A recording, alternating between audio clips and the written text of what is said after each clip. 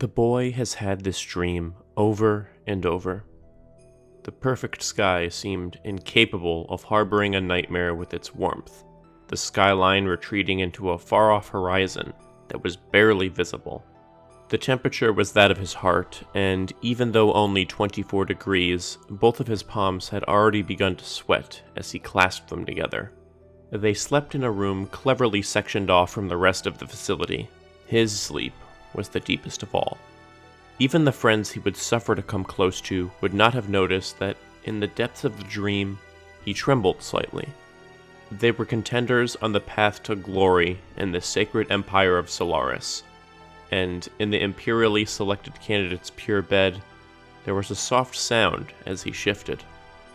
The dream is coming. Like wings without sound, the looming black shape swirled in the darkness. He was terrified. It never changed. He stood waiting, unmoving, for an attack that crept ever closer. While in the valley of sleep, the playful fan blades churned the air around slowly, looking down on his sleeping form. Huh? He shouldn't have heard anything. The sound of the fan whispered in his ears. The dream is coming. He braced himself. If he couldn't escape, then what? If he couldn't close his eyes, then what? The nightmare had transformed into a myriad of blackbirds, and he began to feel their approach. Falling into a wide landscape, he was unable to scream. He was caught in the soft caress of summer air that he shouldn't have even felt in that room. The voice is coming. This time, he tried to hold off the nightmare. His terror mounting, he said, "I don't want to." He covered his ears. Perhaps in a vacuum of sheer silence, he could hold off the sound of his name. However, he couldn't stop the voice. It was the same dream, back again. There was no way out. In the dream, he turned. He was on the same path. The soft summer breeze and dying sunlight played on the outer rim of Entrenonk, the capital city. In the red summer sun, his shadow stretched long on the buildings. He was looking for the ball that him and his friends had lost while playing a game. One by one, the figures around him began to disappear. At last, he reached an empty plaza, and in spite of his shuddering, he bravely searched for his ball.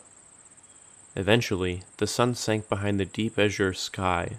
The darkness had briefly settled in, but not before the street lamps had flared on, one by one. He was about to go back, feeling depressed, but he heard a voice. Surprised, he turned to look for the voice's owner, and in the darkness, under a small circle of light, he saw a woman. He shuddered in fear, and she laughed. Over there. Karan whirled around in the direction she pointed. He nodded his head at the woman and ran towards the ball. He had to get home before it got too dark. He began coming to his senses and realized he hadn't ever been here before. He'd never been this far from home. His heart beat rapidly. He noticed the immense wall. Stacked around it, there were towering mounds of trash. A small stream of wastewater led his little feet over to the ball just a short distance away. If he didn't get back soon, they'd be angry. Karan turned around and tripped on a pile of trash. He froze. There was something at his feet. He was paralyzed by what his eyes were looking at. There was a foul stench of rot and decay, and absolute terror. Karan held his breath for so long, he thought he was going to die. He should not have come here. He overwhelmingly regretted it. At that moment, he realized that someone had been waiting for him here. It was something completely unknown. It was the stuff of his nightmares. Was it another person? Or was it just all in his head? Just like when wild prey is cornered by its predator, Karan abandoned all thoughts of escape. As his terror reached its peak, all of his senses became overwhelmed. It caught the boy. Trash. While his bones were chewed to pieces, Karan saw the heart of his attacker. No, it's not that he saw it. It had begun to synchronize with him, absorbing his sustenance in order to merge itself with him. Emperor Kane's hideous recreated body. Copy. Repeat. Incomplete artificial life form. The artificial life form that had tried so hard to continue living its existence inside the life assembler reactor needed a new container, a living receptacle, new flesh, bone, skin, food. Abandoned by its creator, artificial lifeform number 0808191 had quietly waited all this time. Hide, trap, and kill. Before long, Karan Becker had become completely taken over by his new host. The young boy's limbs twitched. His glassy eyes stared off into the void of space. Number 0808191's dominance had completely surpassed Karan's will. Karan climbed unsteadily to his feet. He had bitten his lip when he fell into the trash pile, and one shining drop of blood fell to the ground. He wiped it away with his thumb, and stared expressionless. For a moment, a red flare was visible in his eyes, and stretching out his new fingers, he slowly picked up the ball that had fallen to the ground. Without hesitation, he returned to the path leading home. Karan writhed in the throes of the nightmare. A mere 5 meters away slept 16-year-old Hugo Richto and Sigurd Harcourt, both undisturbed in their slumber. He lay enraptured in the wings of his nightmare, unable to wake up. Chewing his prey, the images of the soft skin replayed over and over, entangling his prey like a spider. Predator and prey, victim and killer. Which one am I? He couldn't make sense of it. Was he the discarded number 0808191, or the pathetic Karan Becker? Whoever he was, no one knew. His body trembled at the voice's absence, while countless tears fell. Karan, Karan, Karan. No matter how many times he repeats it, it feels wrong. A darkness welled up in his mouth, and regardless of what he did, he couldn't keep the taste out. It wasn't human. In the depths of his body, something was stirring. He couldn't stop it. He swirled into the darkness once more. The memories of the trash dump seemed to be filled with 10 or even 20 times the amount of bones that fell there amid the heavy wings of darkness.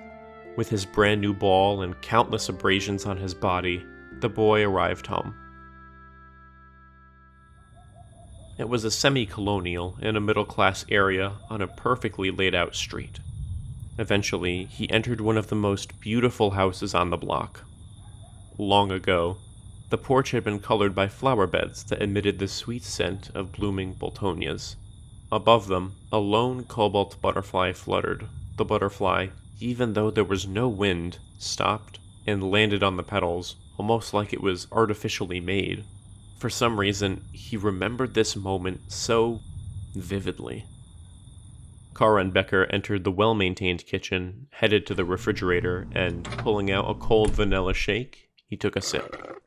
His father, believing his only son to have weird tastes, nevertheless indulged him by buying crates of the stuff, so the boy wouldn't be disappointed. It smelled and tasted different than what it used to. Uncomfortable, the boy dumped the rest into the sink and rinsed it out. He then threw the cup into the trash disposal, flicking the switch on. After a small rumbling noise, it all disappeared in a creamy swirl. The boy stared at the small whirlpool with hardly any movement.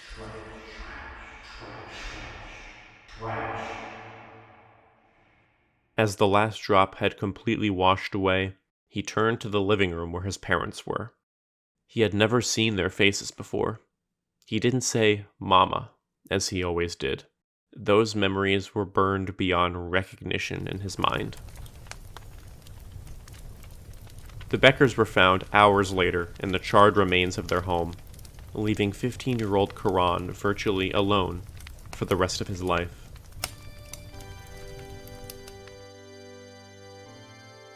In accordance with the law, he became a ward of the state and requested admission at Jugend Military Academy. His excellent grades and the trust left by his parents made the decision quite easy for the board. Truly desiring to get a fresh start at Jugend, he changed his name in the family register to Karan Ramsus. With the passage of the nightmare, the ivory sheets outlining his still trembling body were soaked with sweat, his skin blue and white from the cold. The temperature had rendered his skin nearly translucent, but he awakened like a prisoner who had just caught the first glimpse of the summer sun. That day, when watching his former house go up in flames, he cried internally, with no sound. While he was himself, something else stirred within. It appeared in an image of him setting the flames upon his house. He couldn't make a sound. At last, he had exorcised his own parents, feeling he had done it with his own hands. A distant memory. No, no, no! Stop it! Stop it! That was my... Whose voice is that of the countless wordless cries? It couldn't be the original me that died in the trash heap. What the hell is going on? Who am I? The eater or the eaten? How can I survive and be both? Every day he questions his memories with his doubts. The only thing that's certain is that he is here and now. And that word, trash. Trash. Over time, the stench of his nightmare would give off a rotten smell. His own corpse and his own inner evil thoughts. He pushed aside all terror, fear, and hatred, and let out a warm cry. Car. From somewhere outside the nightmare, a warm and capable arm, someone calling.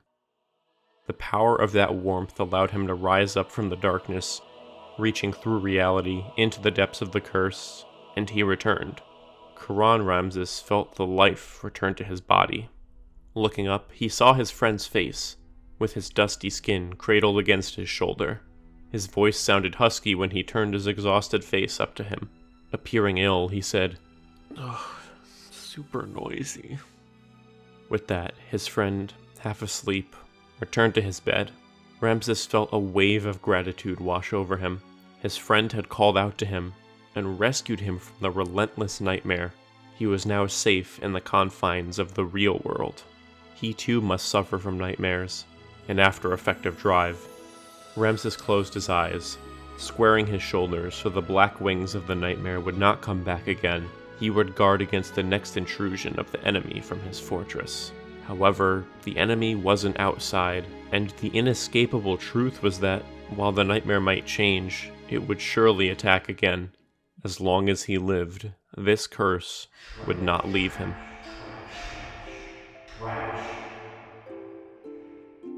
And, afraid of those memories of that lazy summer, his voice might be silent, but he would weep forevermore.